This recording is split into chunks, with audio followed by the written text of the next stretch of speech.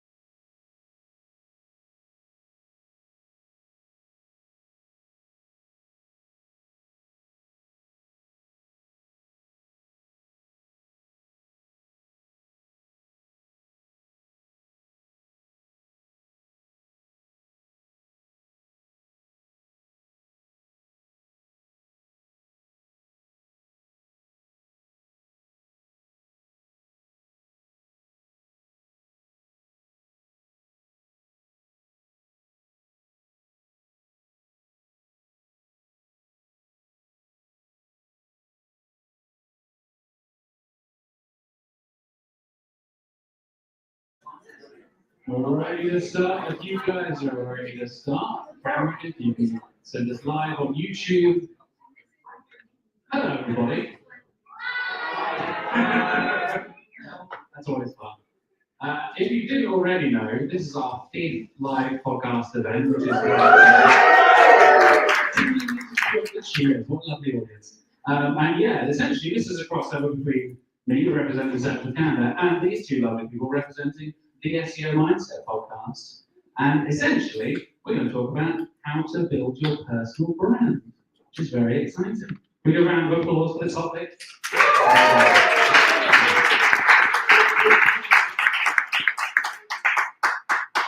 Before we get to topics like that,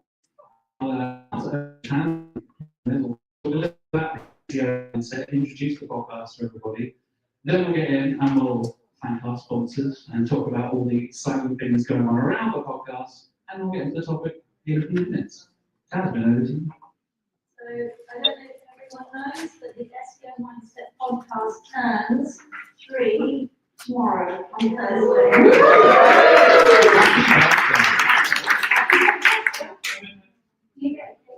I think so, yeah, that's the rule. Okay. But a little bit about it. So Sarah and I started this podcast because we really wanted to help the SEO community with topics around career growth and well-being. So we are super excited to be continuing to do it and to do all of it. The episodes go out every Thursday. I think tomorrow's one is on meditation. Yes, that's about meditation. And we have listeners in 117 countries. So we are so And what's usually looking in the audience, we have people who've been on the podcast as well. So that's the podcast.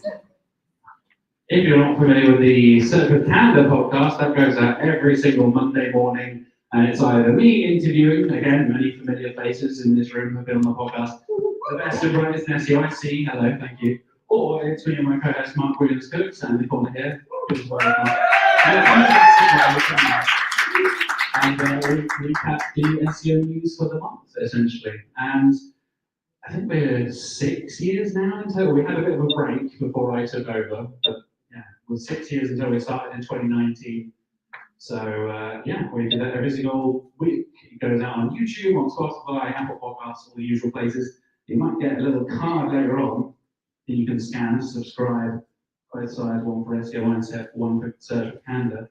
You go and check out. You've got a playlist for it. We have. We've got a bit organised this time, and you'll see on there's 2 QR codes, and because we've got a shed load of episodes, like over 100, or is it more? 130. Yeah, we thought we'd use a smart way to organise them all, so people can easily browse and see what they want to listen to. So we have created a self-care playlist, which will come in very handy during writing SEO, because there are lots of different topics in there. So go and have a look at that playlist and listen to it before the conference. And then we've also put together a playlist of our most popular guest episodes as well. Including some faces in the crowd. I've seen the list. Of course, this wouldn't be possible without our amazing sponsors. Our headline sponsor is Sistrix. Can we get a round of applause for Sistrix?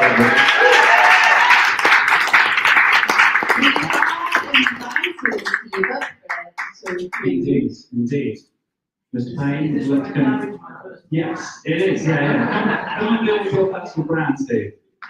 So, a bit of context here. So, come up. So, Steve and Sistrix has helped us shape tonight. And I mean, you talk about the data. You talk about how you've helped us. First, I just want to say welcome everyone. It's nice to see a lovely full house again, same as last year. These 2 apprentices, a lovely warm intro to Brighton SEO. I think you will agree. Spread the word, make this an even bigger event last time. We'll be happy to join with the other sponsors, Majestic and Sitepol. Actually, they did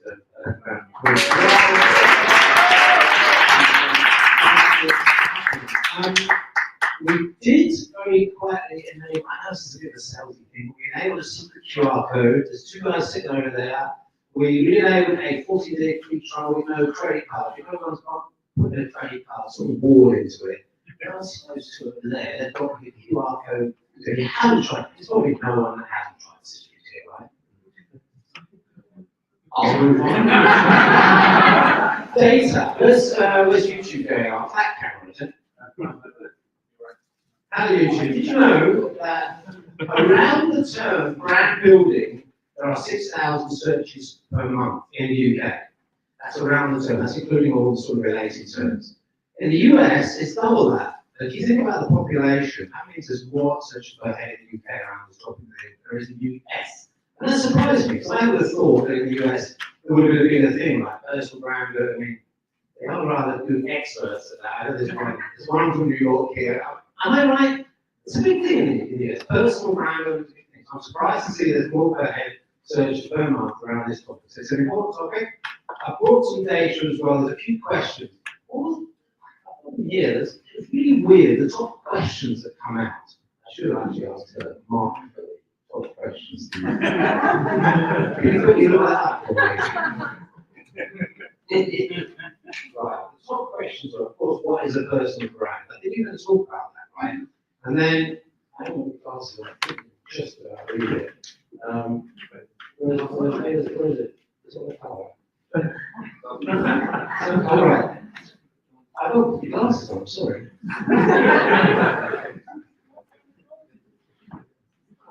Right, so what is it? How to build your personal brand? That's the top question. What is a personal brand? Okay, you're going to talk about that tonight, that's excellent. And then the next three were, what are the 5 A's of personal branding?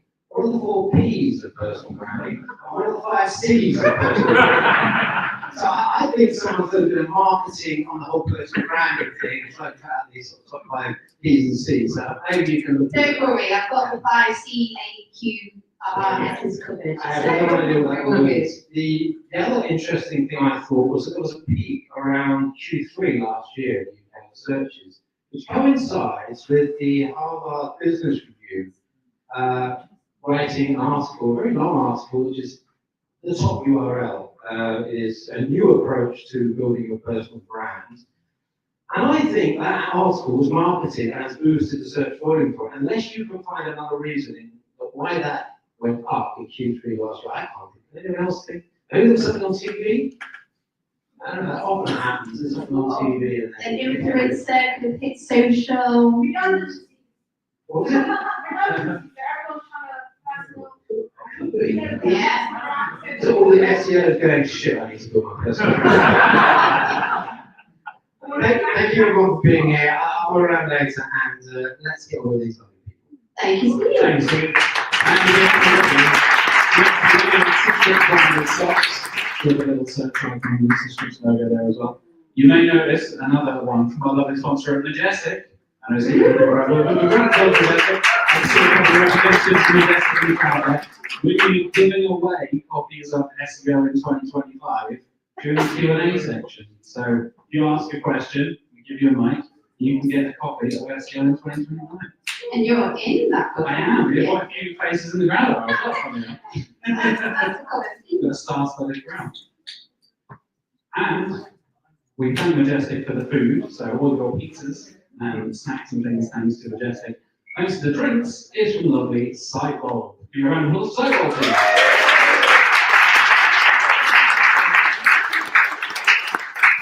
Thank you, Sidebowl. Hopefully you guys enjoyed the drinks, alcoholic, non-alcoholic, all that kind of stuff. And after we finish, we'll be plenty of time to have more drinks and food and all that kind of stuff as well, so don't worry about that. We also want to thank this venue, Projects, which is this amazing room we've been in 5 times now. We kind of looked into this room, it feels like oh wow, Like you know. yeah, it feels like almost like a UFO or something through. Very basic. So yeah, huge shout out to Projects for giving this lovely venue. Silicon Brighton helped connect us with the venue, make everything happen. We're streaming on the YouTube channel right now. Hello, Silicon Brighton on the YouTube side of things. And speaking of video and stuff, shout out to Cameron on the AV in the back there. Round of applause to Cameron. He's acting like I'm showing up with 2 extra cameras earlier and just freaked it out, so he's been handling it like a champion. Thank you, Cameron. And a big shout out to Crystal, right sat in the middle there, who's been helping out with So Crystal is doing a talk tomorrow for SEO, so number 1 and 2, so definitely go and check. You're talking on social stuff, aren't you? the crystal clear social media approach. That's how you get like a nice button in the channel. Great example of personal branding. There you go. That's building your personal brand.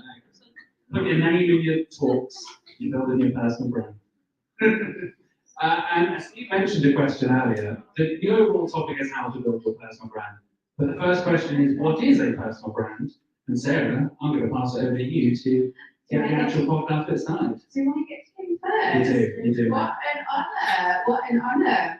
So I'm going to go back to what Steve has already said about how everyone has a theory, everyone has a concept that you can adapt, whether that's the 5 A's, 5 C's, the 3 P's. They're going to have done every letter in the alphabet, really. But I would like to talk about the 5 C's and the 5 A's, because when I looked at them, they kind of made sense to me, and I sort of resonated, and they made sense when I was reading through. So, I bet the question on everyone's lips is, Sarah, please tell us what the 5 C's are. Right? Of course. Okay, so the 5 C's are consistency, creativity, clarity, commitment, and consultation. Ooh. Okay, those are your 5 C's, which are quite straightforward. So consistency, you've got to be consistent, you've got to show up regularly, but also consistently with your message. Then you've got your creativity. So there's a lot of noise out there. You've got to stand out. You've got to be creative. What's your flair? What makes you stand out? How can you be creative to attract your tribe and get that audience? Then we've got clarity, and this is a tricky one. And actually, me, Crystal, and Tazmin were talking about this last night, because we're all staying together, which is very wholesome and lovely. But it's super important to be clear, have clarity on not only your personal brand, but what you stand for and what you sell and what you want to, who you want to attract. And I think clarity is possibly the most important one, because I think it underpins everything else. And once you've got that clarity, once you're clear on what it is that you want to do, who you want to attract, all of that lovely stuff, all the other things, it's like a jigsaw, is how I envisioned it. It all goes together nicely. And then commitment. So how I saw commitment was commitment to yourself, yeah, but also commitment to the people that you want to show up for. So before I go on to my 5 A's, let's talk about the C's. What resonated? Anything? So I guess where and I'm going to touch on, but talk about it when folks come. All of these 5 A's and 5 B's and 5 C's and 5 D's and all of the rest of it is great for marketing, but when you've just spoken about clarity and commitment, it is reputation and it is integrity. And we've created this buzzword of personal brand, but back in the day, it's reputation. And that's what it boils down to, is what is your reputation. Yes, there is a way of now looking at what you want to attract in your career, how you want to build it, and how do you showcase yourself in order to get the best opportunities. But when you really boil it down, to have authentic personal brand, it has to be yourself. It's who you are, what you stand for, what your integrity is like. And it's not just about building it, it's about being it. Definitely, and that was, sorry to say 5 A's, but one of the 5 A's is authenticity. It is authenticity, and a lot that comes up in our podcast and all our episodes, authenticity, but also self-awareness, being self-aware. And it's really easy to say, everyone should be self-aware, everyone should be authentic, but it's really hard naming it and knowing what you do, which is why I think it then leads back to clarity, because once you have a crystal clear, thank you Crystal, okay, idea of that, then that's where your authenticity comes, your reputation, and that's where you know as a person who you are and what you want to do. And just to quickly get in the other aims, you've got Any other letters, Sarah? Go on. authority, aspiration, affinity. I always think of, what is it? Sorry, affinity and beyond. Affinity and beyond. Yeah. And appearance. So, but appearance is important because you have to show up. And that goes into commitment, doesn't it? Like, personal brand is all about getting yourself out there, and the only way that you're going to get out there is by actually appearing, your appearance in what you do. So those are the 5 C's and the 5 A's. And then I did also just want to touch on the ick. So what was really funny, I'm going to be very transparent and open, but when we launched this event, I was messaging connections about it. Come we talk about personal branding. And 9 times out of 10, 90%, I got a good reaction and people came and said lovely stuff. And there was one person who was like, that word gives me the ick, Sarah. It makes me feel queasy. I was like, this is a strong reaction. Do we need to rethink the whole live podcast? But I thought, hang on a minute. The whole thing about personal branding is yourself and what feels right with you. So if you are getting the ick, if you're getting something that makes you feel queasy, you're obviously just doing something that's not right for you. And you're probably doing something because someone else has told you to do it, or you're jumping on a trend because you're like, visibility, appearance, I'm going to do that thing because everyone else is. But deep down, you're like, oh, it doesn't sit right with me. And I generally think you can build your personal brand, and you should build your personal brand, and you can do it without feeling the ick if you know, if you're self-aware and you know what you want to do, and being able to say yes and no to stuff. Yeah, I think that's a big part of that reputation that you mentioned earlier, Tazmin, where I hate to quote Jeff Bezos because I know, right? Yeah, I thought it's quite a good quote. Your brand is what people say about you when you're not in the room. So there's an element there of being conscious about it and being active and being aware of like who you are and what you represent and all that kind of stuff.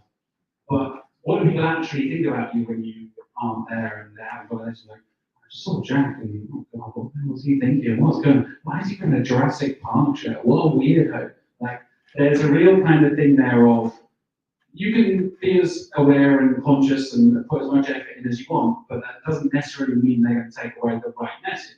And that comes back around to clarity as well. Right? When you're thinking about the way you're conveying your message, the kind of audience you're speaking to, it matters the way you say things because people can interpret things in different ways.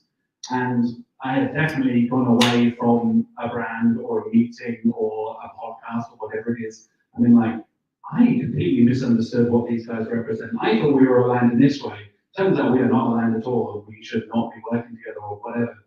And then I've also gone the other way, and I'm like, oh God, this is getting an absolute slog. And then you get on really well with somebody.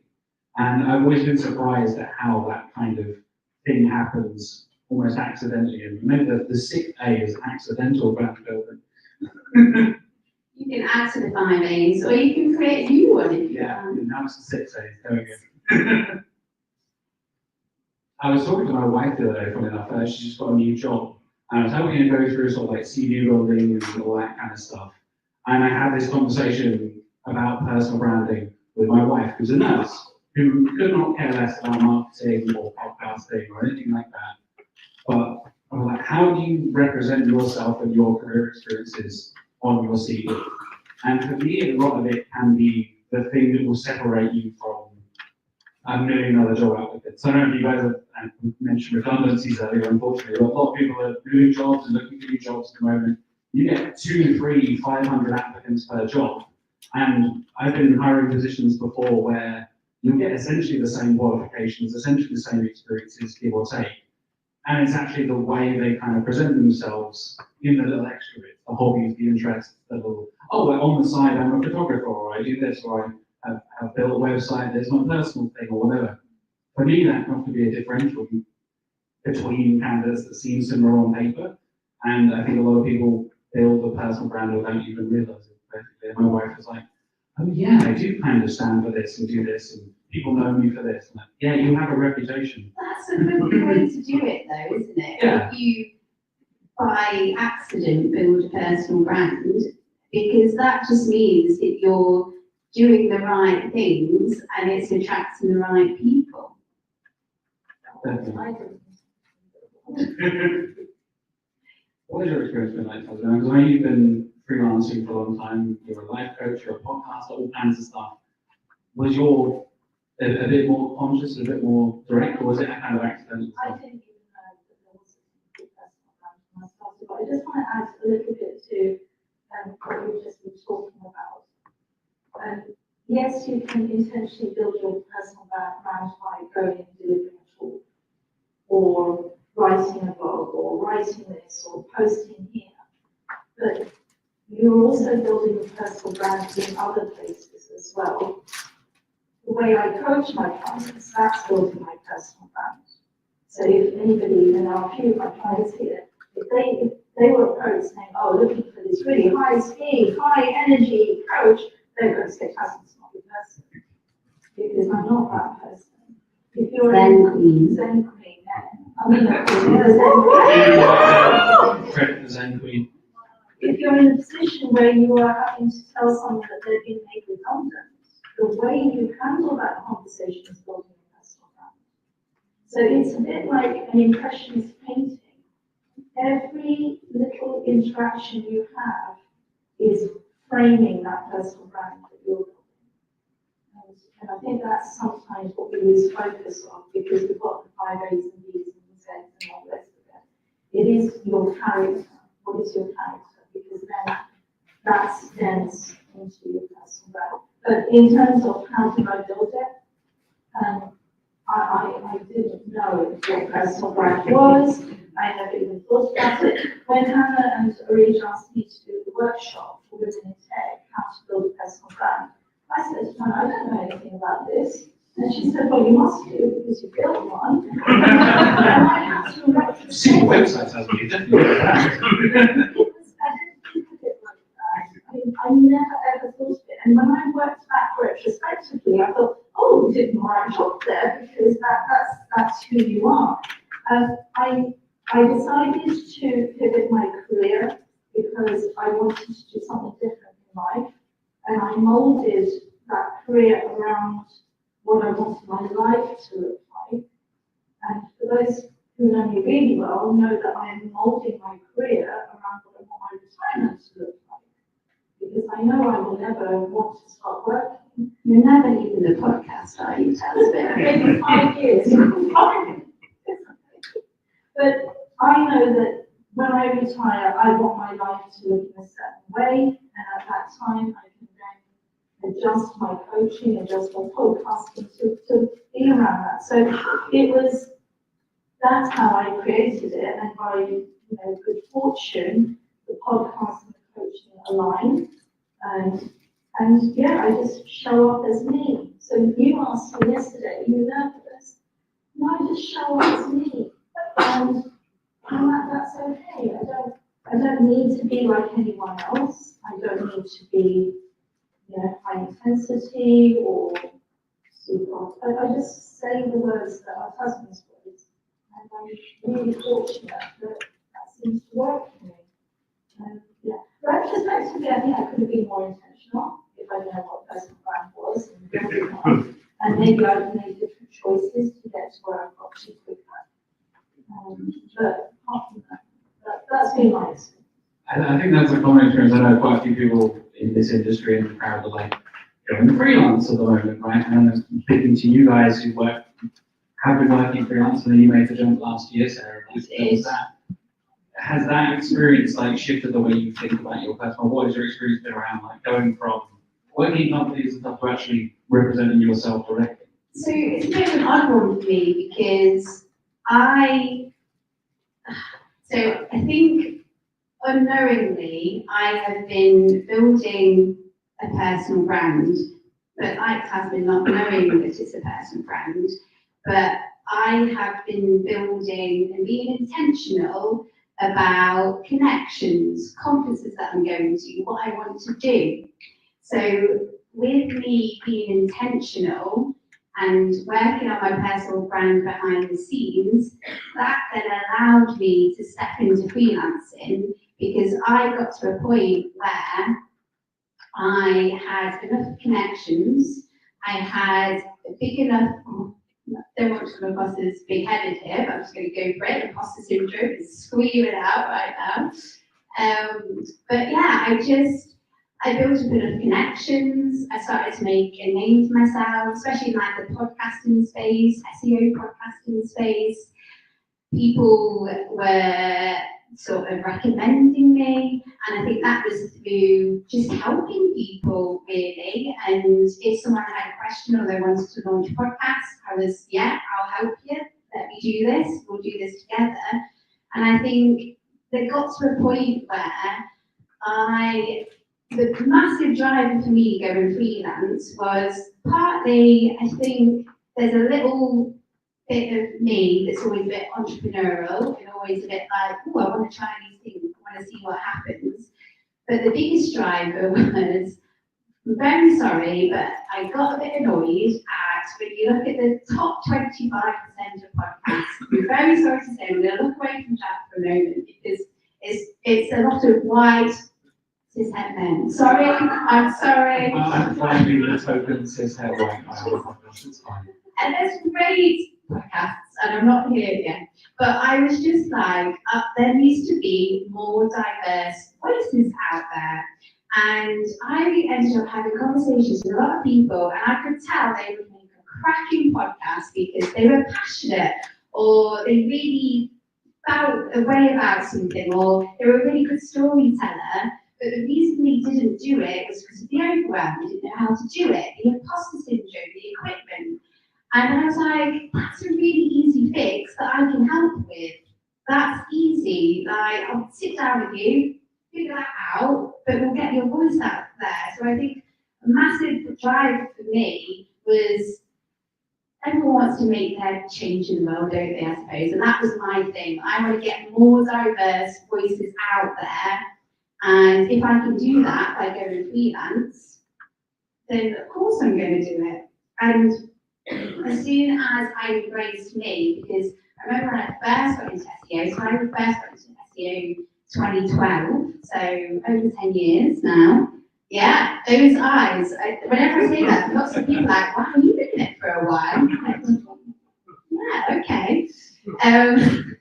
But yeah, when I first got into SEO, I showed up as a weird Sarah. I showed up as like a weird corporate, lingo-loving, weird Sarah that gave me the ick. It wasn't right for me. And I was always told that I'm not enough this, I'm not enough that. Like, I remember getting feedback once saying, you're not aggressive enough. And I'm like, that's just not me. Like, that's not how I do business.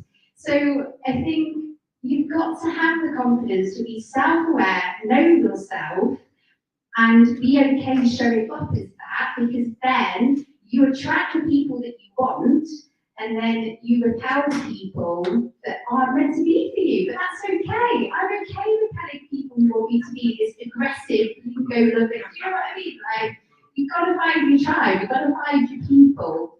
So my biggest learning is embrace you, show up how you want, because that is how I made connections, and that is how I built up a big enough reputation to then enable me to go freelance and be able to help get diverse voices out there.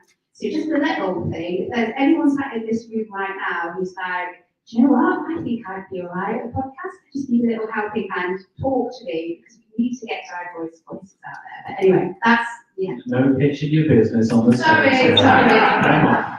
Sarah, is that what it is? We've got age diversity, height diversity. You tick lots. Yeah, I know what I'm doing. I know what I'm doing. We've all got a new Halloween costume of aggressive corporate Sarah McDowell that we can do later on this year. Yeah. I literally can't imagine it. It's mad. This is why it just didn't fit right with me. When I was trying to be this, the other person was awkward. Do you know what I mean? Like, and this is why it's so important to be you, because then that's how it. But anyway, I'll get off my soapbox. Similar to you, Tazmin, I think I accidentally stumbled into a bit of a brand. Like when I've been podcasting 2009, I was at university, and it was a real kind of thing of like hearing your recorded voice for the first time. I think freaks basically everyone out, right? Everyone hates their own voice. 15 years later, I am numb to my own voice. And I've like bullied myself out of doing all the ums and the ers and the buts and the stalling and all that kind of thing over the years. And I found myself kind of thinking about, oh, I always say it this way, I always word things in a particular way. And recently switching, because we started putting sort of Candour on YouTube at the beginning of last year. On camera stuff, there's a whole other side of things. And you mentioned appearance earlier, Sarah, like literally what am I wearing on 5 camera? days, Exactly, 5 days. exactly. One of the 6 A's, Oh, as we discussed, thank you. like 25. But 34 A's, I'm sure you'll all go away with excellent notes. But yeah, there was that element. I literally get comments from people of, oh, you've changed shirt 3 times, because I would record the intro part, then do an ad read in a different t-shirt on a different day, and then the actual interview I recorded a month ago, so I was wearing a different t-shirt. And I was thinking, does that matter? Do people care? And then I always got comments. I know we've actually gotten people listening to the podcast because either myself or Mark has shared a post, and the like banner image is Mark and I with Mark's dog Snoop. Obviously, Snoop is adorable, so he's an excellent lead gen essentially. But also people compliment me on like my heavy metal t-shirts, which is a weird thing. Like, oh, listen to this podcast, you're into Opeth, and I was like, okay, that's weird.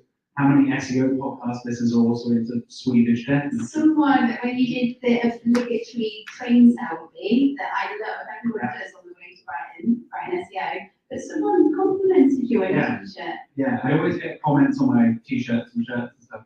It's always become a thing where people will say, oh, I listen to that band, I listen to that thing. And I get nerdy t-shirts like this. I mentioned, may not notice from the back row, but this is a Jurassic Park t-shirt. You look very closely, there's little velociraptors hidden around, being clever little girls hanging around. I'm not being a creep, that's a reference to the film, I promise. But there's that element of people know me as a big nerd, and I wear it pretty openly on my sleeve. And I think for me that was an element of like taking the podcast over from Mark, who had hosted it for 130 plus episodes before. There's going to be a shift. But I was very conscious of trying to continue that kind of momentum and not completely tank it and change it all, but also bring my own style, my own flair to it. And because I had experience talking about nerdy things, comic books, and films, and all that kind of stuff, I was like, how do I reframe the way I'm going to interview people in the SEO community?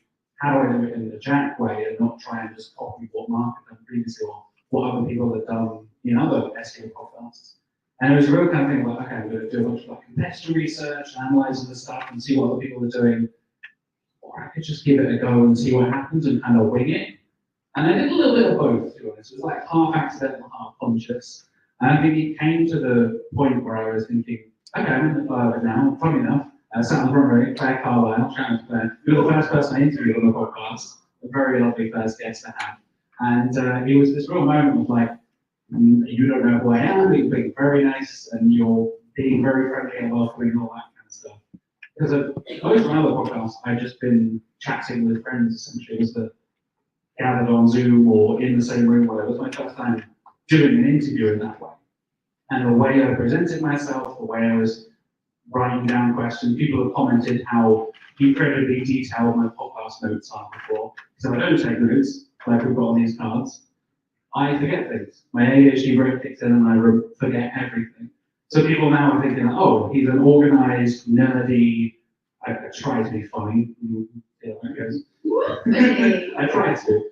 And I think there's that element of like, that's that, oh, what do people say? You know, again, multiple people I have interviewed on the show are in this room. What are you guys saying about me? When you leave, like, oh, God, Jackie was a nightmare. Or, oh, yeah, that was really friendly. He was so welcoming. And here, great questions. All that kind of stuff. And thinking about what kind of podcast host I wanted to be was the first time I really kind of thought, I need to think about how I'm also representing the brand of Candour and how I'm also representing myself and trying to balance the two and not be aggressive corporate Jack, which again wouldn't suit Candour anyway, but find that balance of being funny and kind of not too intense, but also getting good insights and good interviews. You just touched on something really important because I think sometimes when we think personal brand, we think, okay, so that's for freelancers or people who've got their own business, and that's where our brain goes. But it's just as important to work on your personal brand if you're in employment, because your personal brand can help you get jobs. My personal brand enabled me to, it's going to sound really cheesy, but I slid into someone's DMs once. Oh. Right? And because of my reputation and the personal brand I built, it was really strange because it was a company that I always looked up to and wanted to. Oh, it's a company, okay, right, that's good to know. Yeah. It's got a reputation of sliding into people's DMs. I mean, my fiance is in the audience right now, so be careful. Tasha's used to it by now. Anyway, did you ready my point? But yeah, so, and I basically was just bold, and I obviously did a bit around LinkedIn, putting them up, and I asked if there was any jobs going, and it was a good timing, and we'd known each other, we'd done some projects, and we worked bits and bobs together, but didn't really have a job interview. Sent me the job description. I was like, does that sound about right, sir? Is that what you want to do? I was like, yes, that sounds okay. But the point is, personal branding is relevant to everyone because it can help in so many different ways, not just if you're freelancing about your own thing, but even if you're employed, because like it helps you with the company that you're working for, if you want to do speaking gigs, if you want to ever look elsewhere, all that lovely stuff.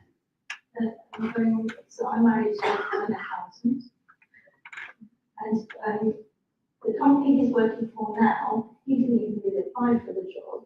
His boss asked a few people saying, I'm looking for an accountant who is really trustworthy and honest.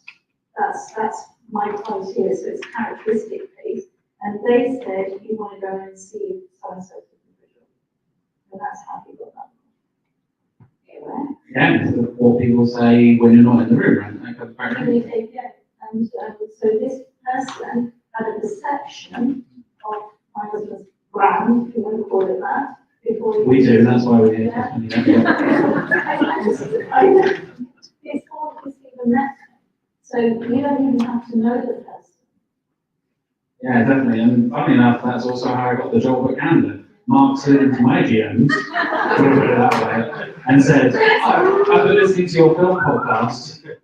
Why are you saying bad things about Predator 2? I like Predator 2. Would you like to come and do some SEO work for me? And I was like, that's a weird DM. So, yeah, it's fine. I mean, it's like top 3 or 4 Predator movies, probably. Maybe. We'll have a discussion about that. This isn't the sequelizers, come on. It is.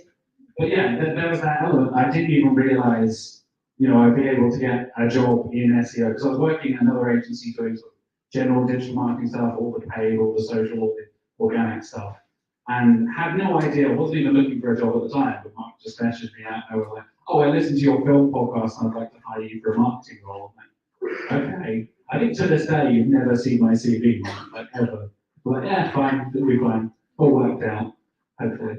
I say, as I'm about to get fired. But I unknowingly kind of built a brand. Where I built a thing of, I mentioned on my LinkedIn that I'm working in digital marketing, but I also do podcasting. So there's that kind of unique combination of, we need somebody to come in, help out with the Search for Candour podcast and also do client work as well. And I kind of unknowingly turned my LinkedIn profile because for years and years and years, I was just like, my LinkedIn profile's got to be super professional. It's all the stuff I'm actually getting paid for. I then added my film podcast and other stuff that I never got paid for, just stuff I do on the side. And then I got a job because I put the extracurricular stuff on my LinkedIn profile. Oh yeah, I guess that is relevant. And I mentioned earlier, like CVs and stuff like that, those hobbies, those interests and that kind of thing can be the difference maker between somebody with two very different on-paper That's just profiles. because we're all humans. Humans want to connect with each Yeah, yeah. other. So you and Mark connected through Predator 2, yeah, I'm careful. very sorry. But I think sometimes we forget, even in the business world, humans are just humans. You've got to connect somehow, like find a common ground. I think we said that a lot in SEO, right? It's always like, don't forget the user on the other end of things. We call them users or clicks or likes or whatever, but there is always a person, well, sometimes there's not, sometimes bots, but there's usually a human on the other end of it. And the whole mantra of like, write for humans and do your content for humans and stuff like that is also true for your LinkedIn profile, for your CV, for your website, whatever it is, for the conversations you have at a conference like Brighton SEO. I think that's where that comes into making those connections, like you said, Sarah. They might be the connections that allow you to go freelance in the future or get a new job or whatever.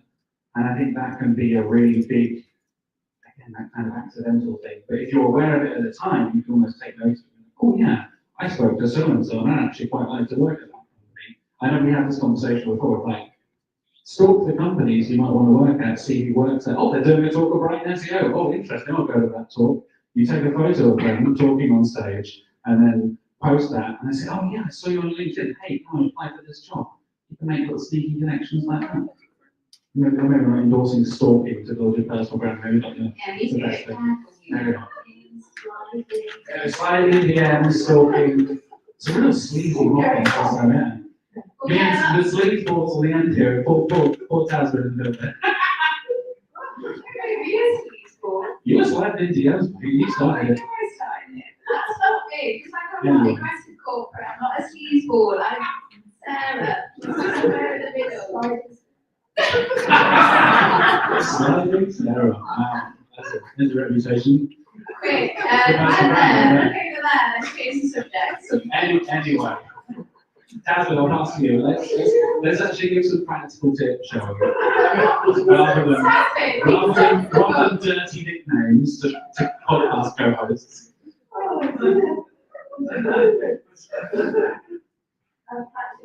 Yes, please. So as we said, Sarah was saying about being aware of who you are, what you stand for, what your skills are, all of that is the foundation. Because if you're going to build something authentic, you have to know what that is. For me, I'm a big fan of journaling. So if you want to understand yourself better, each evening, write in your journal, what happened today? Oh, I wonder why I did that. Well, I wonder why I said that thing when I wish I'd said that thing. Or I wish I'd handled that situation better. Or I'm really happy with how this turned out. Get really curious about yourself. You can get prompts, that works as well, but I find sometimes just freestyle journaling in the evening can really help you understand. So what I told when I started journaling, the biggest problem I had in my life was I was really angry all the time. I can't imagine angry Tazmin. And we said this before, it's so bizarre. We've got aggressive corporate Sarah and angry Tazmin. But in this sort of alternate universe, it's so bizarre. You did say we were in a UFO, so There you you go, can yeah, step yeah. into it. I feel like that was a different person. And I remember writing in it saying, I'm always getting angry with the children and I don't like who I'm becoming. And then I would, the next time I got angry, I would write down, this thing happened, and I'm so bad, this feels so bad, this is how I reacted, I wonder why I did that. And slowly I started understanding what the problem was, and then started to fix it. So that was my first use of journaling. But now I use it mostly, for lots of things, but my business, like, what's the biggest bottleneck in my business right now? And usually it's me. the problem doesn't fix it. Or if I had a day like this, every day for 365 days, will I be where I want to be? And if not, what am I going to do about it? So I use journaling a lot for self-awareness. I use the Ikigai. So if anybody wants to get to know themselves better, Ikigai is a lovely way of understanding yourself. There's a free tutorial on there, so come and grab one of those. And that helps you understand what your strengths are, what you like doing, what your skills are, all sorts of things. So that's one tip, get to know yourself better. And we've talked about relevance and boundaries. So I would start with figure out everything about yourself, put it in one big circle. Right? That's you. And inside that circle, draw a small one. And that's your circle of relevance. Let's call it circle of authenticity. This better show up in one of your searches one day. Circle of authenticity inside circle of relevance. Now, this is Tazmin, and some people don't know that Tazmin really likes cleaning kitchens. I get so much ease and joy from cleaning kitchens. However, I'm not in the business of cleaning kitchens. Therefore, that does not enter my circle of relevance. That sits outside my circle of relevance. And then within the circle of relevance, you've got a third circle, which is circle of punishment. So, is it critically relevant to people in my coaching roles to know what my personal life is? Perhaps they want to build a better relationship, and they want to see me and my husband on holiday somewhere. Maybe, but that's not, I don't choose to do that. That sits outside. So what is in the middle is authentic, it's relevant, and I draw value around things I don't want to share. So that's what I would encourage people to do. Figure out who you are, figure out the bits of you that will help you progress your career, and make sure that you're not sharing things that you don't share. How about you, Sarah? Any practical tips for building your personal brand you want to share? No. Okay, good. Sorry, I will behave. Look, yes, I'm going to make that a thing. Circle of relevancy, circle of vision. Circle of authenticity, circle of I see it. Yeah. Should be. That sounds like you should, yeah. Anyway, so what would I suggest? Consume data. So Steve already said at the beginning that it was very interesting that it peaked when Harvard interviewed their piece and spiel. But consume data, get curious, learn stuff.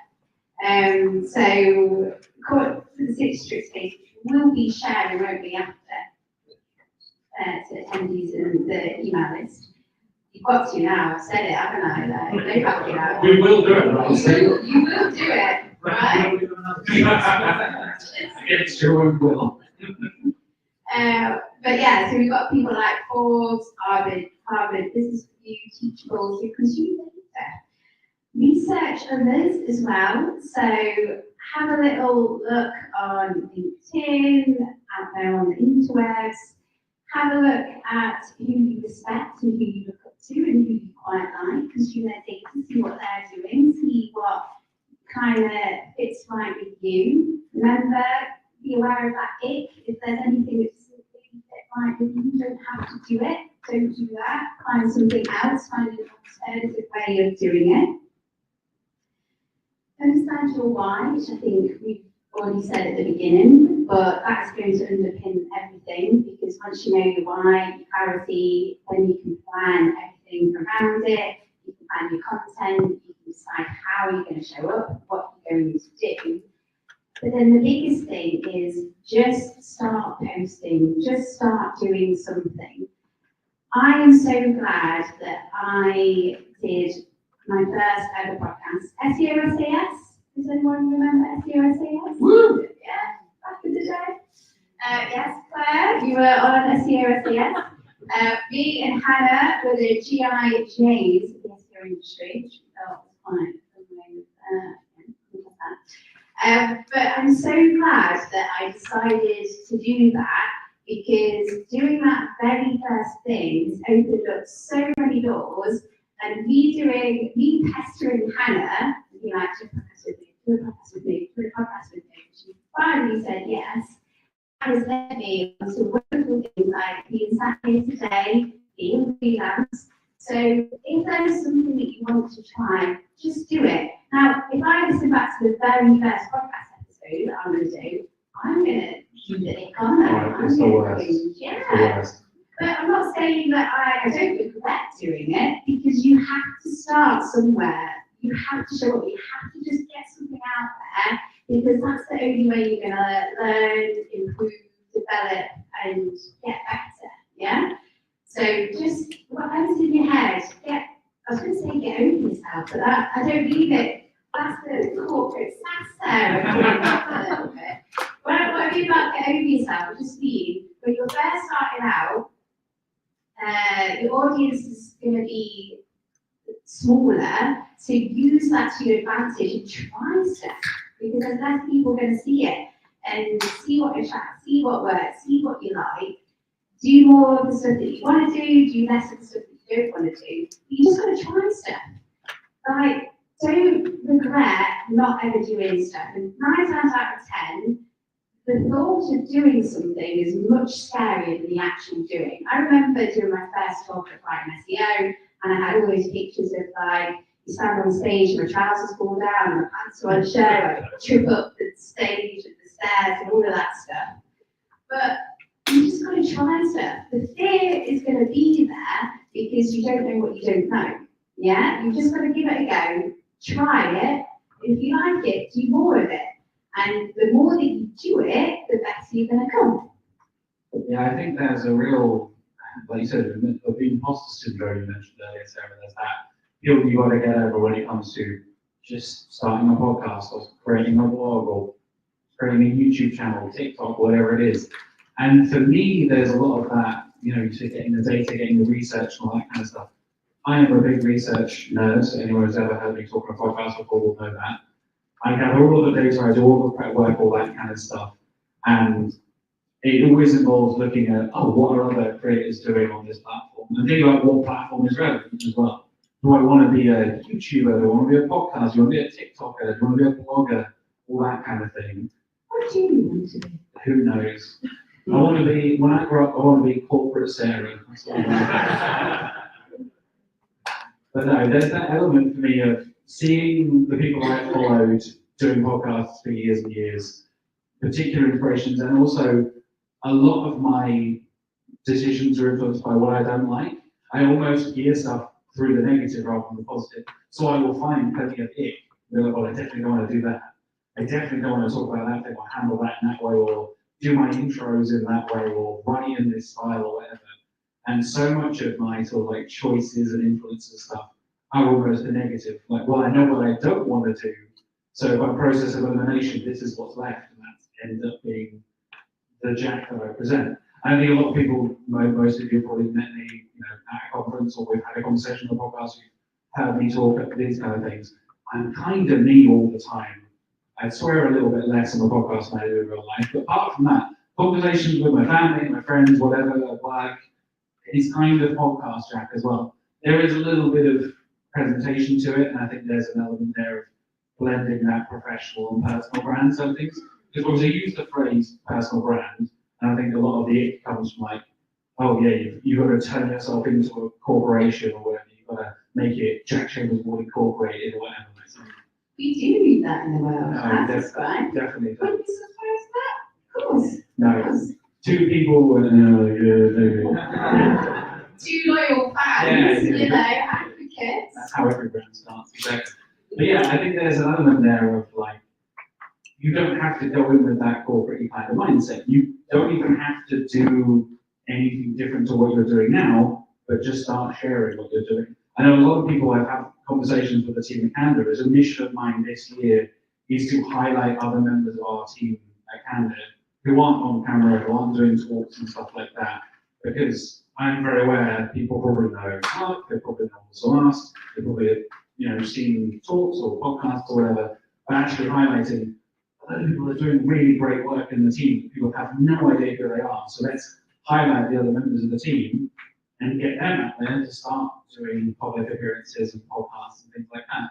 Like I know our head of search, Tabby, has started appearing on panels. I've recorded a podcast with Tabby as well, and there's been that element of like, okay, let's start branching out a little bit and think about how we can expand that. And then having the conversation of like, so how am I coming across? What's going on here? I've never been on camera before. How does this work? Just have a chat like we would in the office, basically, and you'll be fine. I'll point the camera at the two of us, we'll sit in two chairs, and very much like we're doing now, we just kind of chat and hold the microphone. And it ends up coming out pretty well. Because my style has always been conversational. Like I said, I type and talk how I talk in real life as well. And I think there is an element there of bringing that conversational kind of thing to things like podcasts, things like blogs and interviews and things like that. I've always had this element of like, oh, I need to really switch myself on if I'm going to interview for a job. Well, then you're not going to be like that all the time. So be aware of the authentic you can be without exhausting yourself and trying to keep yourself fully masked up all the time and presenting yourself as like aggressive corporate Jack or aggressive corporate Sarah. No one needs that. Exactly. But the biggest thing that you can do is if you make other people feel at ease and they want to be around you and they want to spend time with you, that's when you get opportunities, that's when you get business. Because I'm very aware that there are other people that do what I can do. And I'm very aware of that. But what people can't do is build the relationships that I can with people. So the best superpower, infinity and beyond and all that, the best thing that you can do is to make people feel at ease, make people feel heard, or that they want to be around you, or they want to be in your presence. And the only way that you're going to do that, and this goes back to what we were saying right at the beginning, self-awareness, authenticity, clarity, doing all that stuff.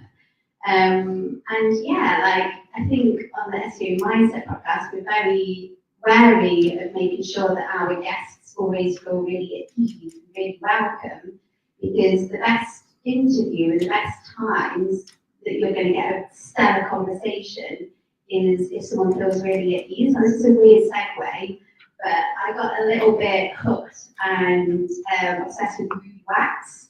Now, Ruby Wax she's very prominent in the 90s, and she just came across as this wacky interviewer who got her guests to do wacky things. But there was theory in her madness, it was all wacky stuff, all to make a guest feel at ease, or make a guest feel like they were actually having fun, or they were having fun, and that's when people open up and have real conversations with you.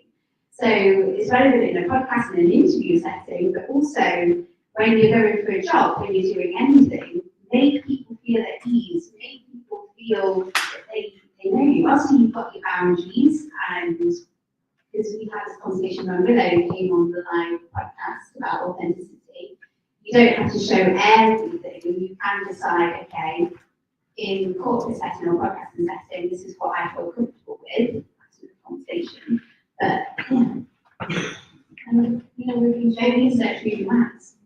We've been talking a lot about how you post online or showing up at events and all of these sorts of things. But it's also offline. It's also when you're in an office environment. Are you the person that helps the new person who's in the organisation? Are you the person who puts your hand up for opportunities?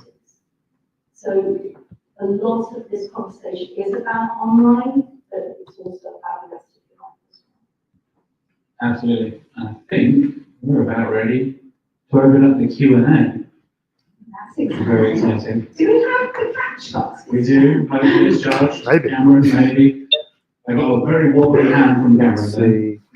If not, we'll use my microphone. I guess we'll try and. Yeah, we use yours. We'll use my Don't microphone. throw that much. I'll get up and start passing microphones. Does anybody have a question or a story So they want as a reminder, every question, you get very heavy because it's full of all that knowledge I love. I'll even pass you a copy of SEO and amplify. Every question is one of these. Okay. Thank you, Jack. I'll press you over there. Yeah, down that. I'm covered. And you pass the mic over.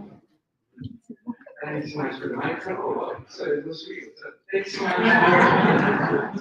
Thank you. So my name is Arthur, and my question is, well, first of all, I made a mistake. I'm not the Gen Z, and as the event is all about personal branding, I made a big mistake. I didn't invest in my personal branding a few years ago, and since I started doing that, my career completely changed for the good. I work with these wonderful guys here. I work with beautiful companies. But until that moment, I was completely stuck, professionally speaking. So, I belong to the agency, as I say, and I see our problems firsthand. We have an uncertain future, the market is crowded, but I truly believe that building a personal brand is going to change the career of everybody. Still, I see a huge resistance from the people of my age, around 28, 30, 25, 34. I struggle to convince them about the power of personal branding. So if you should give 3 reasons to convince these people about the importance of building their personal brands, starting probably tomorrow, and it could be on TikTok, on LinkedIn, to wherever they want, which these 3 reasons would be. And thank you very much for the answer. Well, thank you, Aaron. And the mic, in a little mic here, it sounds. I'll go back to this one. For me, I think the big thing is everyone is a brand. And I think Steve touched on it here, of like, especially Americans seem to be very good at just being a thing, they're influencers or whatever. And whether you like it or not, people are talking about you and you have a reputation, as Tazmin, you said earlier, like, that's what we used to call it back in the day. That's your brand, whether you like it or not. And you will build a reputation in your professional circles, in your personal circles. So tough, you don't, to the people who don't want to do it, tough, you kind of have to.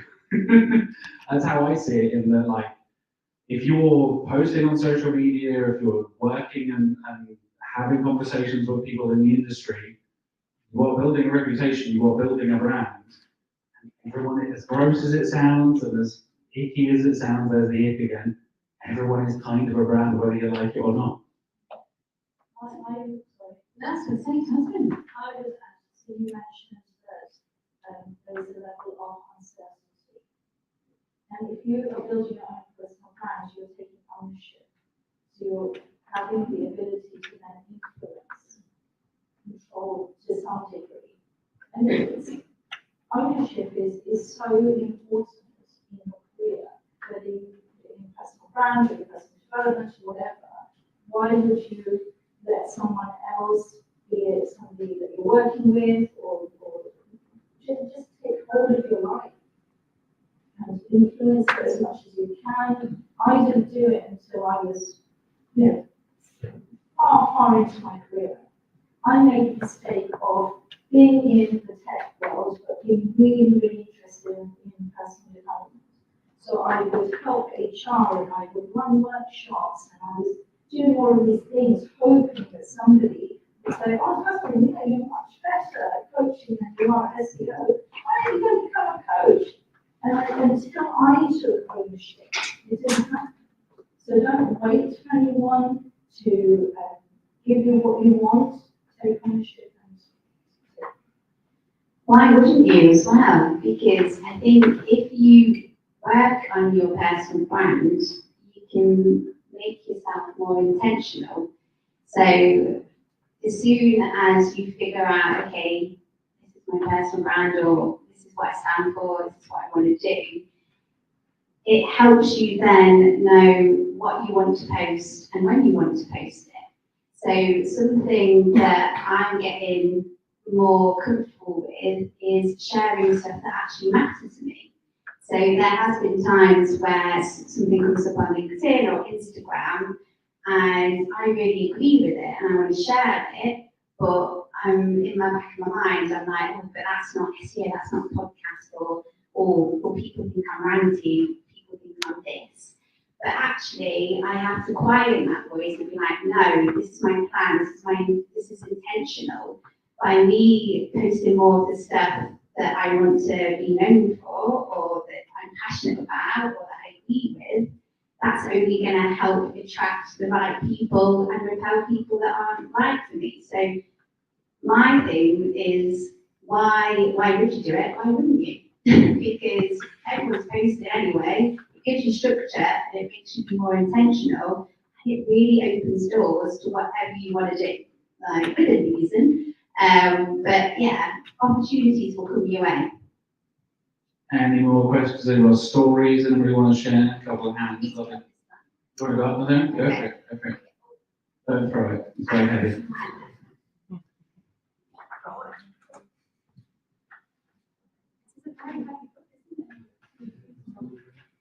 Yeah, I've got a question. So, Tazmin, you talked about introducing some of your personal life into what you're talking about online. How do you balance that out so that you're not confusing the audience?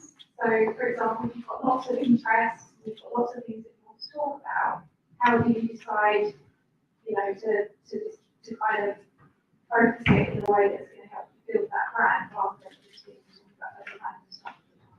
So generally, I'll ask myself, is this going to help the person that I'm writing it for? If it isn't, then why am I doing it? I have some big no-nos. I will never post pictures of the children or the grandchildren of my husband. That never appears. The other question I ask myself, especially when I'm doing video content, that if my children saw this, would they be embarrassed? If yes, you're doing it right. That's proper parenting done right. If the kids aren't embarrassed, what's the problem? And okay. I'm teasing, I'm teasing. Because if, when I'm no longer, if they see that footage, is there something that's going to make them smile? Or will they learn something? Will they value it? Is it valuable? This is the big thing. So yes, I talk about the kitchens, like clean kitchens, to make them give an example. I wouldn't write a LinkedIn post about me cleaning the kitchen. What did you learn about B2B marketing from cleaning your kitchen? Nothing else? There's always a lesson. I will say, the kitchen, the Airbnb, Crystal and Tash would be very clean. Good effort. There you Can I go. ask you a question? I won't forget a book. Let me just. Go on, Sarah. It's a two-hand job. Yeah, well, building your reputation one sentence at a time. Sarah. Sliding Sarah strikes again. Thank you so much for a lovely advice. I have a question.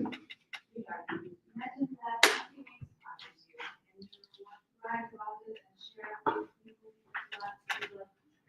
But it doesn't resonate. What do you do next? How do you frame it so that it's fine for people? You enjoy it and make it get to the audience. So maybe that was about reframing something if you're inspired by it. And like I said, a lot of that for me is taking the things I don't like and basically doing the opposite of that. I see somebody being like super over the top, like it's a really nerdy thing. But video editing is now a big part of my life, and I'm now super aware of it. And super choppy, quick cuts and editing in videos drives me absolutely mad. When you're literally like cutting off these tiny little things, just chopping up sentences. I'm going to try and do things in a single take, or talk at my own pace and handle it in my own way, because I find that really annoying. So I almost like have a conscious thing of the things I don't want to do, even if you are inspired by something. I could take that and do it my own way. What makes it your way? What is the positive thing you get out of it, and what is the negative thing you kind of want to take out? For me, and be like, oh, I really like what this person's talking about, but I don't like the way they're presenting it. This feels like the classic, this meeting could have been an email kind of thing. can you reformat it in a way? Does it make more sense for it to be a 30-second quick thing on a social media post, or is it better served as an hour-long conversation on a podcast, or a blog post, or an entire book that you have to write, whatever? I think tackling that in different ways and kind of thinking about the different formats. For me, there's a big discussion about create once, distribute forever, and Ross Simmons wrote a book like this about even having one conversation on a podcast or writing a book or whatever it is, you can then turn that into little bits and pieces you can carry on sharing. And people have built entire brands around that kind of thing. Like, oh, I made one thing, and now I have spun that off into loads of other things and turned that into my own little moment or little section or whatever. Do you guys have any thoughts about reframing? You're good at reframing, Tazmin.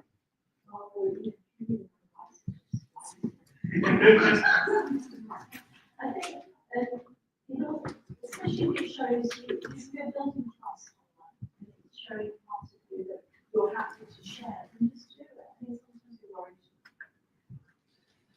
I do have to agree, and yeah, and I think kind of what I was saying before, you just got to get the confidence of just doing it and trying things, because you'll quickly learn what is working, what feels nice, and how you can reframe it.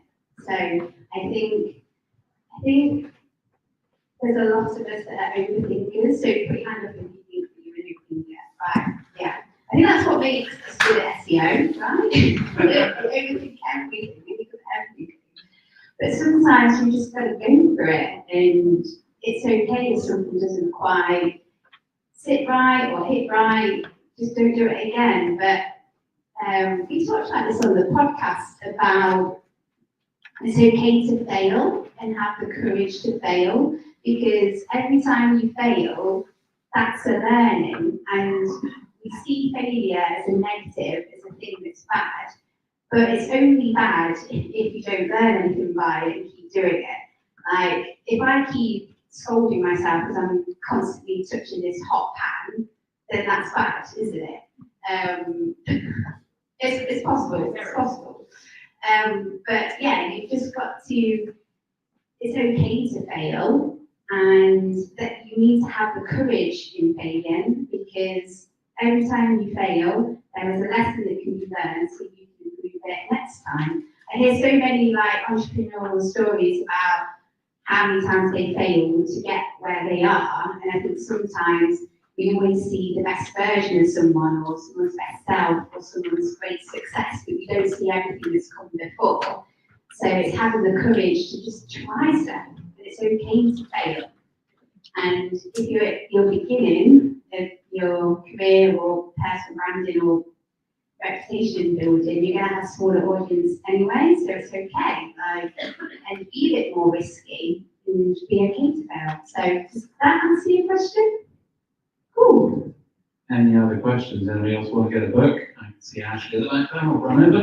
Throw a book in. I've already in the books, if anybody would like. There we go. Ashley, I've already got one. Pass it along, pass it along. you can sign it. I just wanted to get your guys' perspective on crisis management. So let's say you put a part and it has totally wrong impact to what you wanted it to have, and really less with less intention, but it's got wrong, whatever.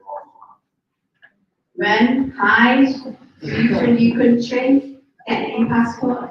No, so how I would answer that question is be courageous enough to own up to that mistake.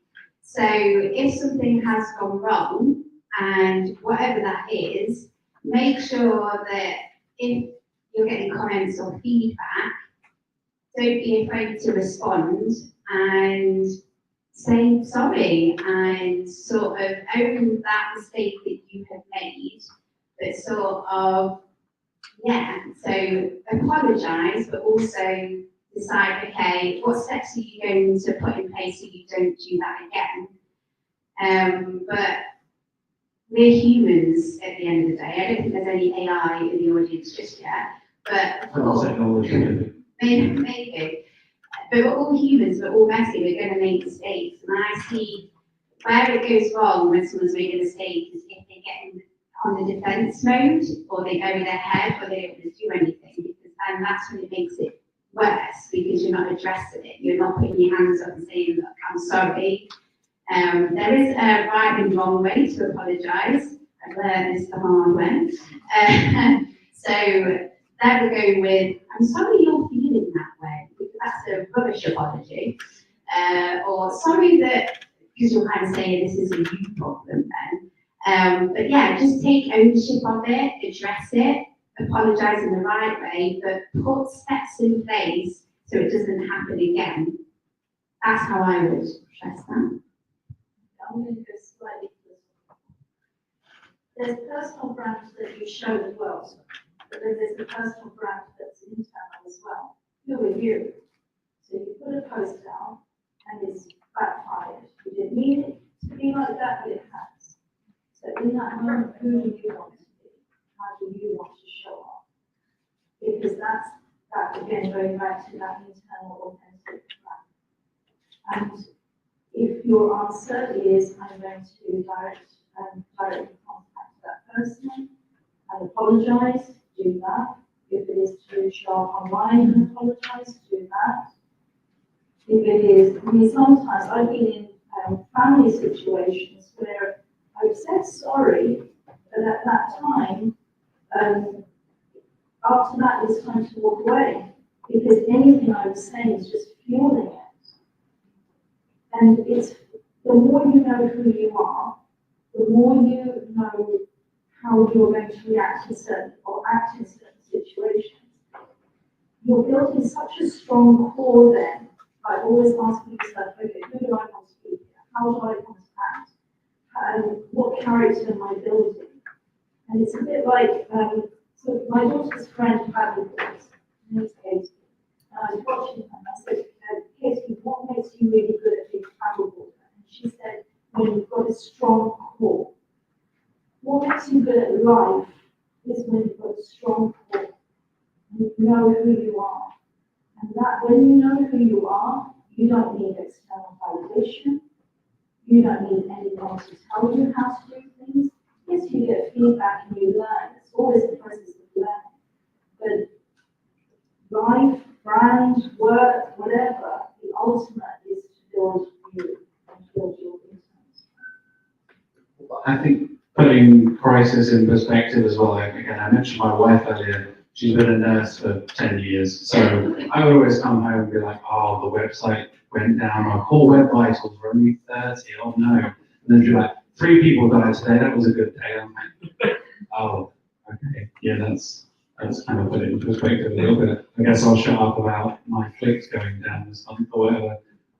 We build websites, we work on websites, we're creating content. It's not the end of the world if it goes wrong. Even if you are, you post the wrong thing and you have to, have that awkward call with a client or whatever it is. I'm going to quote someone else that's not Jeff Bezos. I'm going to quote a pro wrestler. You'll appreciate this actually. I'm going to quote CM Punk. If you do something publicly, the apology needs to be as loud as the disrespect. So if you cause a stir, you do one of those what's the phrase, like the unhinged social media post things that ends up tanking your brand. We've all seen Ryanair do mad stuff on Twitter, and then you go to the website and it's, oh, it's Ryanair. Okay, you're not doing weird stuff on your website at all. Interesting. But I've definitely had conversations where clients have gone off and done another thing. Okay, we had a whole content strategy, we're doing this thing. This is the brand we're building for you guys. We're thinking about, your topical authority, your brand authority, all that kind of stuff there.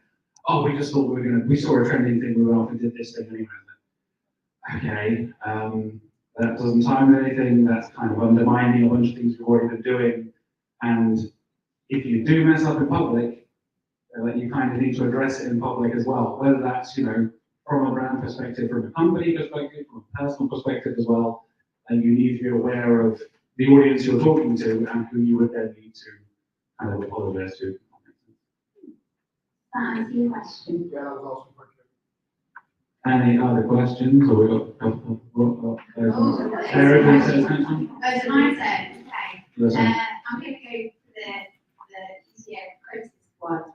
Very sneaky. Very sneaky.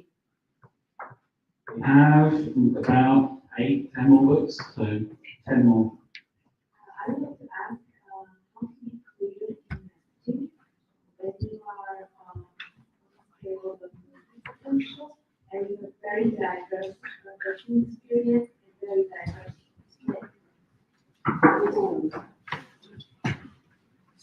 So just to confirm, your question is, you've got lots of bits and bobs going on, how do you be clear, how do you find clarity? Jack, Tazmin, do you want to go first? Are you able to comment on this one? I work in aviation, emergency medical services, e-commerce, sports, football club, and advertising agency. And all these positions were very different. I know the stories, very good stories, but it's very difficult to train myself, even when I am trying.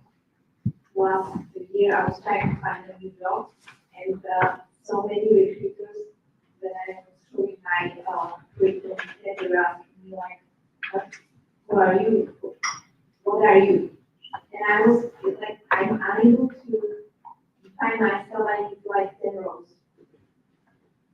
Oh, so it is a tough one. I once applied for a job and the interviewer thought I had cut and pasted different CVs together because he didn't believe that was all of me. I've done a catering business, I've done learning development, I've been a job development. And it is hard, and I think if you're able to translate the skills that you have that lend themselves to the role that you're applying for, that can help. And also for them to be able to own those roles, rather than being not embarrassed about them, but every single role taught you something. Everything has created this tapestry of who you are. And instead of wondering about how you explain that to someone, you start explaining it to yourself first and embracing that and knowing that all of that has given you the experiences that you've got, and know that that richness will be valuable in every role. That action, that internal action, will help you show up differently in every scene that you're in. Does that make sense?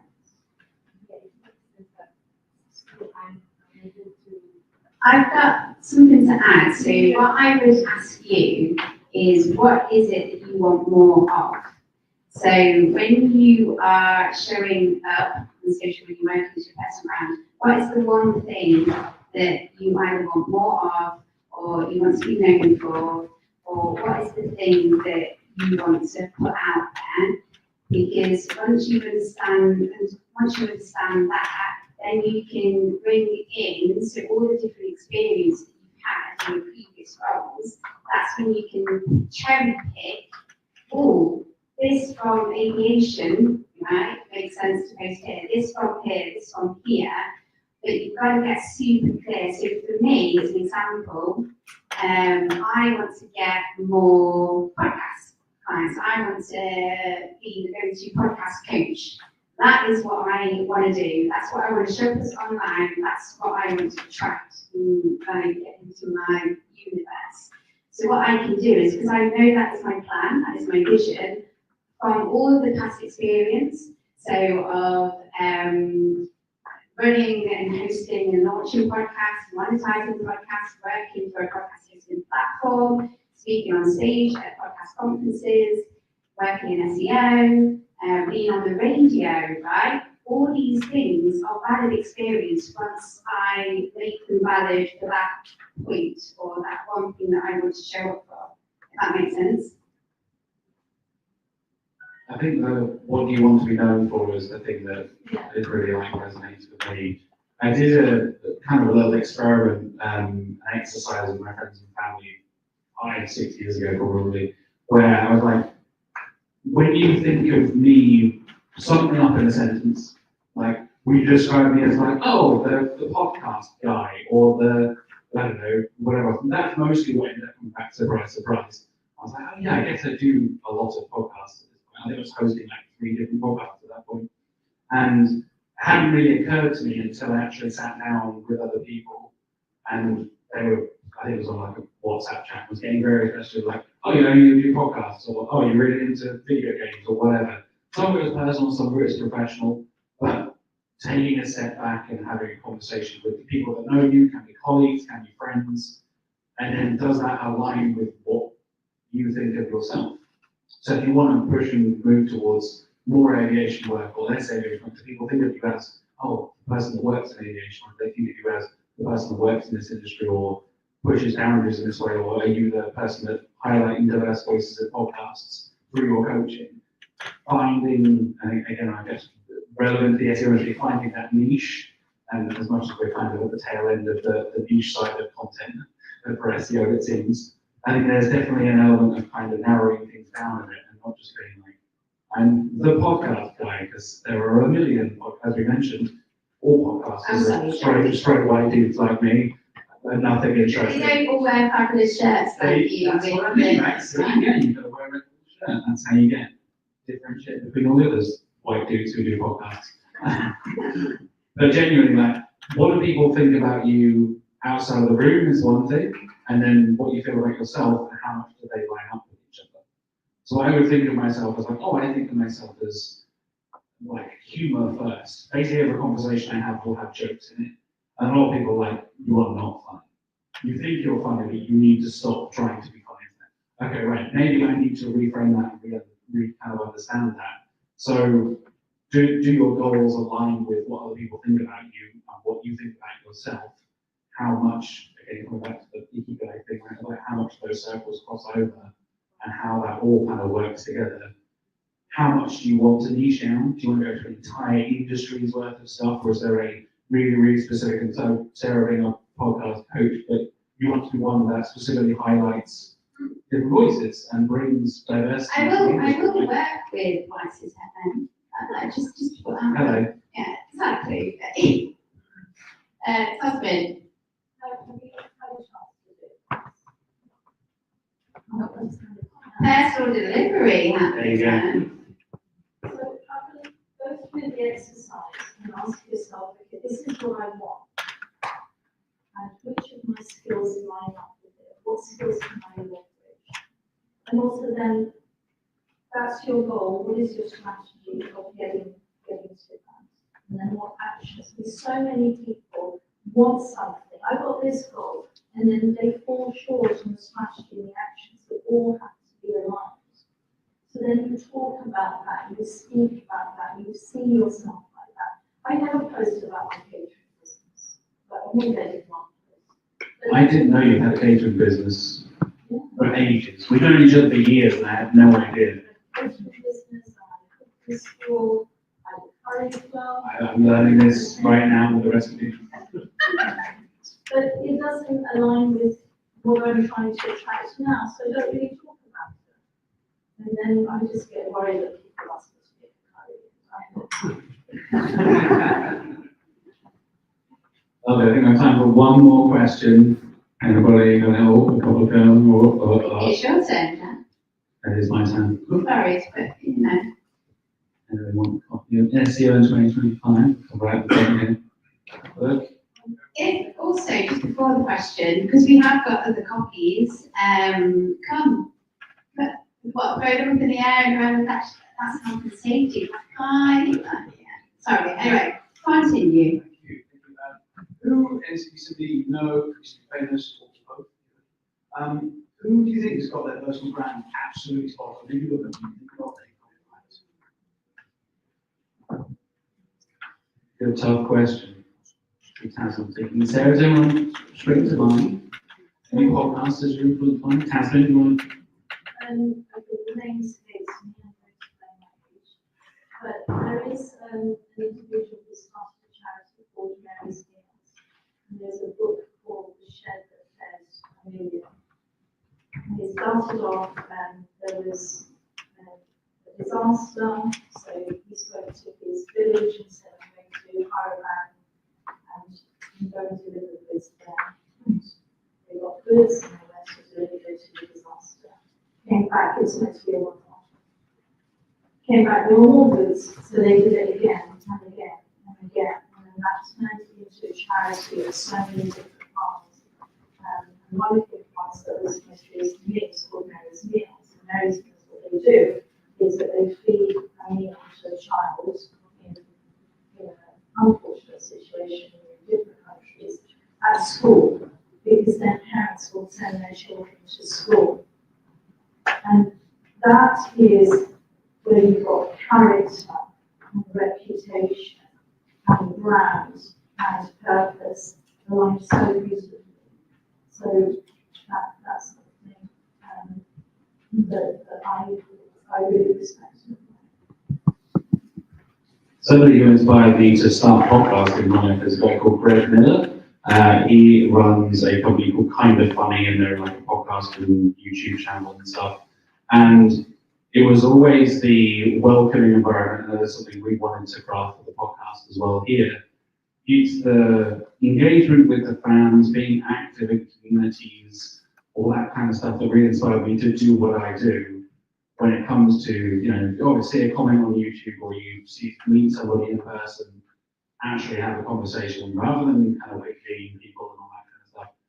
It's not the biggest channel in the world. They don't have like millions and millions of subscribers or anything like that, but it feels like you're part of something that matters. And that's always the kind of thing I wanted to craft when it comes to whether it's this kind of thing of building this community, whether what we're doing in Search Norwich or Search Candour or what I do with sequelizers, there's always that element of, I'm never going to be the biggest in the world, but there's a way I can kind of engage with the community and make people feel a part of something. And that is massively inspired by what Greg and those are kind of going to do. It feels like a nice little tight-knit community, and even then, they've gone full-time, they made the transition from like big full-time jobs, and were able to go off, even though they don't have millions and millions of subscribers or listeners or whatever. There's the kind of community that supports them with things like Patreon or that kind of thing that allows them to do what they do. And that's always been my conscious thing of like, the numbers don't matter at the end of the day. If you have the right people there to support you and the right kind of things in your community, that's always the kind of thing I kind of strive for. So yeah, if you want to check out pop culture stuff, Kind of Funny is one thing. I'm going to be that person because I aspire and look up to you too. Oh, I'm not just saying it for that. There is some seriousness in that. it isn't because I'm tall. Very small. Yeah. You're very good at always putting out all the banners because me and Thank Tazmin. God that. I know, Somebody else but is we tall would enough not. to reach to the banner. Exactly. Really, No, that's what you were always going to say. Oh, The top two went I thought on. you were done. I wasn't quieter. You again. Because you're talking about banners. Sorry, I got derailed. I didn't say a word. Go on, Sarah. What if you? Well, no, like, it's interesting because when you first asked that question, it really came into my mind because she went out and created a community and an audience because she felt like she needed to create that to feel belonging and that she was part of a community that saw and she felt comfortable in and all of that lovely stuff. So obviously the community I'm talking about is the women tech community. And it's just phenomenal to see. She is so authentic. She shows up, she calls stuff out, and she's actually starting to make a change. So a big thing that I think with the Reach is, yes, she's made a very inclusive, welcoming space for women in tech SEO, but she's also started that conversation about getting people paid for speaking. But everything she seems to do, so she wrote, launched, and did a book, and that instantly had such a wonderful following of people. I get my hands on this book, I've got to support. And because she is so I see Amy as someone who is very self-aware. She knows what she wants to do. She knows why she's showing up. She knows how she's going to show up. And because she knows that and she's confident, she knows how to attract the people. So whatever she does, even if she started selling t-shirts, I think the community would buy them. Do you know what I mean? I think that's the point. When you are so authentic and you know who you are, it doesn't matter what you're selling because you've got that and in a weird way, you've got people that they also want to support you and they want to see you succeed. Like I'm part of the Women in Tech SEO community. Whenever I see the amazing numbers across the globe or whenever there's a milestone, in a weird way I feel proud. And I think that's part of it. And it's interesting what you would say. Yeah, and because you feel connected, you feel part, you know, it's not just a community for the namesake. You feel part of that community and you feel that you've been on a journey with that. Especially, I remember when Arush first started the first meetup before lockdown, and she was asking for speakers, and I said, well, I've got a talk that I'm going to be delivering to Brighton, and it was that space to practice it. And the way she was then is the way she is now, and that's character. Reputation. Yeah. And that wraps us up. Wait, you were going to say something? No, I'm just going to go. Oh, okay. Oh, boo, wasn't that? It's not the worst. No, but we do have the room until 10 o'clock, and it's now about 9:20, so you've got time to get more drinks, get more food, all that good stuff. If you want a book, Please come and get copies of SEO 2025. oh, picture. This is already before. This you might see now.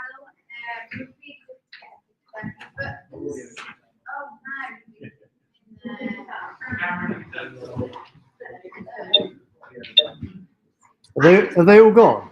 Yeah, oh no, we're back. Here we go. I can't hear what you're saying, so your mic's back. Use your mic. Hello. Oh, I am back.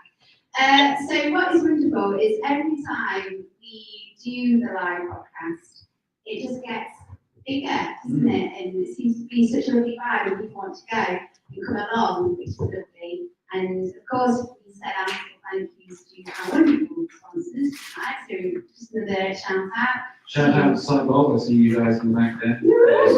Shout out to Majestic, who's doing very well. And sure, thank you so much. We do want to go bigger in October. So if you would like to sponsor, come and talk to us. Hoping for potentially a bigger room next time, because this is quite full. Maybe the auditorium one. Yeah, we'll take over the Brighton Centre, yeah. Easy, right? Yes, so that is us wrapping up. If you want to come and grab a card and follow the podcast and all that kind of stuff, Crystal is going to take a photo of the crowd so we can get you all Crystal, how do you in want faces. it? Group picture. Do you want jazz hands? Do you want some right love hands? Do you want? I'm sure Crystal will point us in the right direction. Okay, cool. Nice. Well, that wraps up. Thank you, everybody.